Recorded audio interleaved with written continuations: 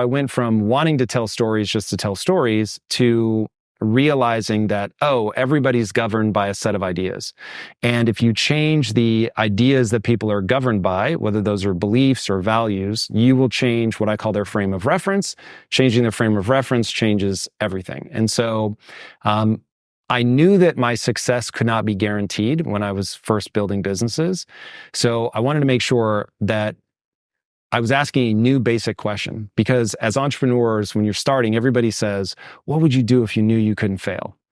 And I was like, that's a terrible question, because failure is the most likely outcome of any grand endeavor. So I was like, what's the right question? And to me, the right question is, what would you do and love every day, even if you were failing?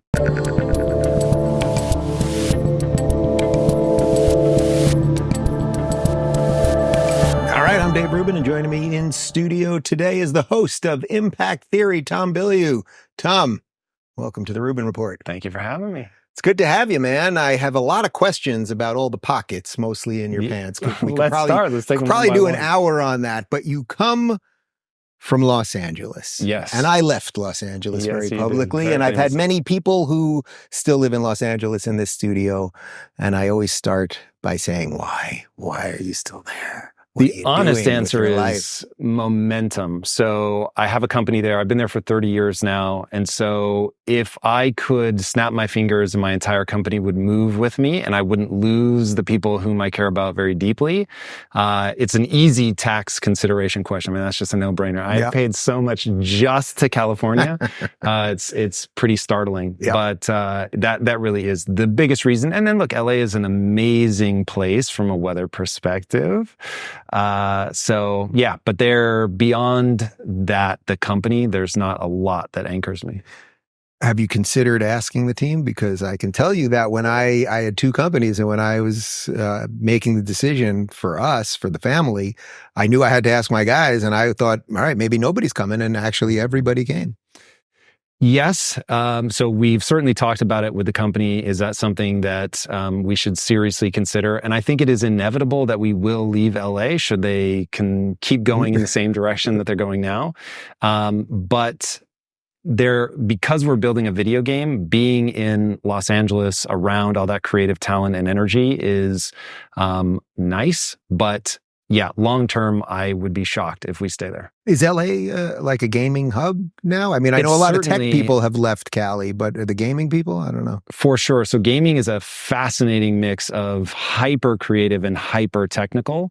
And so between the proximity to the Bay Area and the fact that we still have a ton of legacy echo from Hollywood being there for so long, it does still attract a ton of creative talent. There's a lot of gaming that's there. Now, look, everything is starting to disperse more and more around the country. So there's less hold, and a lot of our developers, if I'm honest, are offshore anyway. Yeah. So, but if the tax situation continues the way that it is, if more policies get put through that don't make sense from a business perspective, we would for sure leave. But in terms of why I haven't left yet, that's the reason.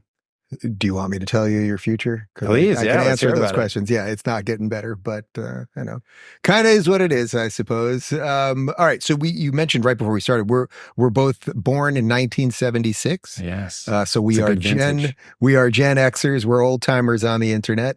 For people that have never seen Impact Theory, can you tell them kind of what the show is? Just frame us up a little bit before we get into some of the So issues. The idea is to empower people. So originally, it's gone through what I'll call 3 phases. Phase 1 was pure mindset. Think like this, act like this, and your life will be better. I started getting bored in that you're just hearing the same ideas over and over and over. And so I wanted to start doing something new. COVID hits. I've had over 3,000 employees in my life, and about 1,000 of them at my last company grew up super hard in the inner cities. And so because I didn't understand money printing, I didn't know what was about to happen. And I thought a lot of those people who I loved and cared about were about to get obliterated. And so I said, all right, we're going to start covering financial content because I want to help people navigate what I think is going to be a hyper tumultuous time. And of course, my producers were like, you're out of your mind. This is going to tank the channel. Like you're going in a totally new direction. The algorithm's going to hate it. And of course it did. And for about 8 months, it made things worse. Yep. But then on the other side of that, it ends up becoming one of our most important pillars, and also just began to open my horizons in terms of becoming obsessed with shifting from a mindset focus on empowerment to tackling the most important ideas that we all face as citizens of planet Earth. And so then I wanted to push it even farther. And so we started, because every podcast is going to need an engine. What is the thing that happens that you then talk about? And so for me, for a long time, it was just somebody with a mindset bent puts out a book. And so I was constantly waiting for the next great book. And every now and then you'll get a David Goggins and it smashes and it's huge and was wonderful for me as a host to research. But oftentimes, again, you're just rehashing. And so getting into now what I think the world would call world affairs is a far more fascinating engine for me as somebody who's going to do 12 hours of research on everything.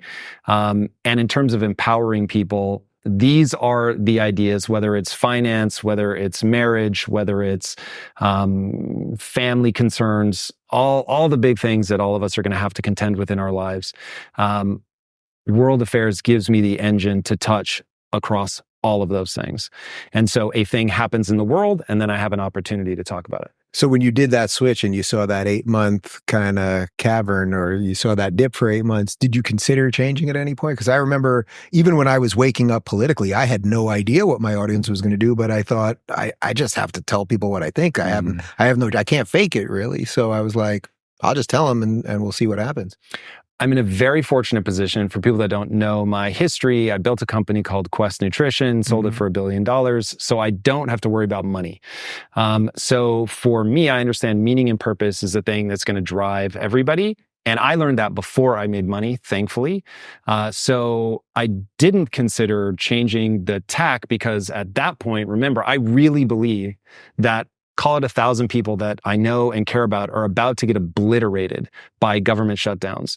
And so I'm like, whoa, I can't respect myself if I don't do something to help these people. And even if it's bad for the channel, look, I'm savvy enough to know we'll go through what I call a valley of despair, which if we talk about AI today, we will almost certainly talk about that. Yep. The channel will go through a valley of despair. But on the other side, I understand algorithms and I know how this works. And I just have to find that new audience that will resonate with the new content. The old people will watch my legacy videos. The new people will be on the current content, and we will get to the other side of this. We just have to be consistent. So no, there was no temptation to go back. Right. So it's kind of a funny side. I sold a company for $1 billion. Let's talk about that for a little bit. That might have piqued a little something in people's minds. Yeah. What's the deal with that? Okay. So I'll give it to you in a real fast nutshell. And then if you want to drill down in anything. So I go to film school in the late 90s, USC, fight on Trojans. And I graduate in 98 and have absolutely no idea how to break into the industry. And I didn't come from money. And at that time, there's no cell phones with cameras on them. There's no YouTube. There's just this gigantic wall of unknown dimension and depth to get on the other side of, to break in. Sure.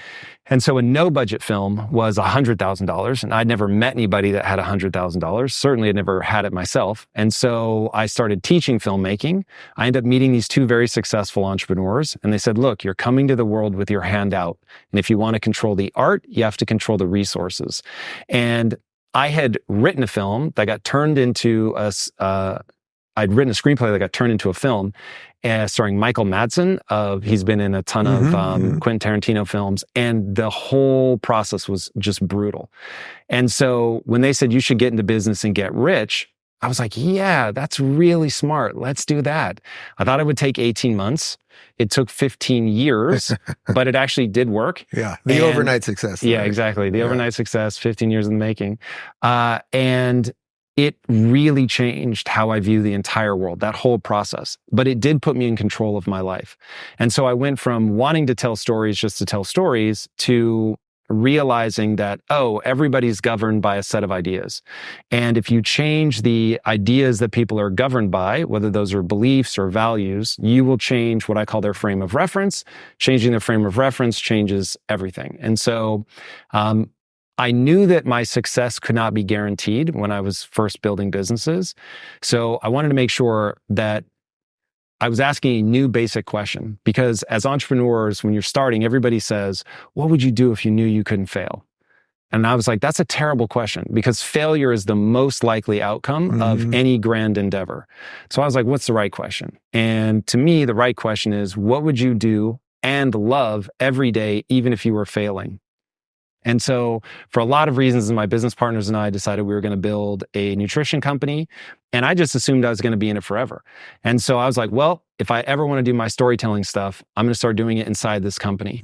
And so we brought in, or built, I should say, we built a studio, which everyone thought was crazy. A protein bar company with a studio. You guys are making your own, we called now content, but wasn't called content back then. Right. What year is this? What year is this? We started formulating in 2008 and launched in 2010. So yeah, all the things that we think of now as social media. Right. So this is very nascent YouTube.